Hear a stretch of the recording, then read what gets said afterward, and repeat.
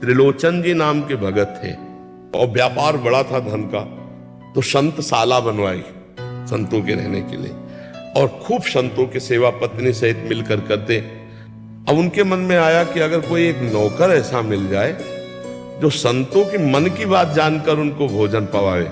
संकोची होते हैं संत जन, ना कहें तो एक दिन घर के दरवाजे के सामने आवाज आई, मुझे कोई नौकर रख ले। भगवान, स्वयं भगवान, ये भक्तमाल ग्रंथ में लिखा हुआ है। उनका पेमेंट कुछ नहीं, बस भोजन।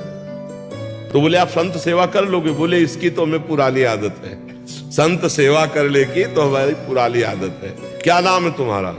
तो बोले वैसे हमको लोग अंतर्यामी कहते हैं। शर्त ये थी उनकी, उन्होंने कहा कि हम जितना भंडारा होगा सब संतों को हम पवाएंगे, दूसरे की जरूरत नहीं, लेकिन हमारा भोजन तुम्हारी पत्नी बना के हमें पवाएगी।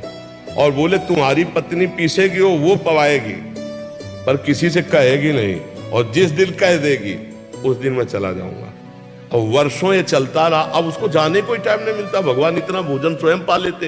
अब वो मान लो 2.5 किलो रोटी पानी है तो उनके लिए 2-2.5 किलो 3 किलो क्या पाना। अब वो 3 किलो पीस करके उसके अनुसार दाल बनाना, फिर रोटी बनाना, तो उसको कहीं टाइम नहीं मिलता। एक दिन समय निकाल कर पड़ोस में गई तो पड़ोसन ने कहा कि बहुत दुबरा गई हो। उनका बताना नहीं, हमारे यहाँ एक नौकर आया, बहुत सेवा करता है पर बहुत खाता है। अब वो अंतर्यामी भगवान, अंतर ध्यान। अब जब आए तो देखा त्रिलोचन जी ने पत्नी से कहा कि वो आज तक नहीं गए, इसका मतलब आपने किसी से कहा क्या? उनका हाँ, पड़ोसन से कह दिया। और वो बहुत रोए।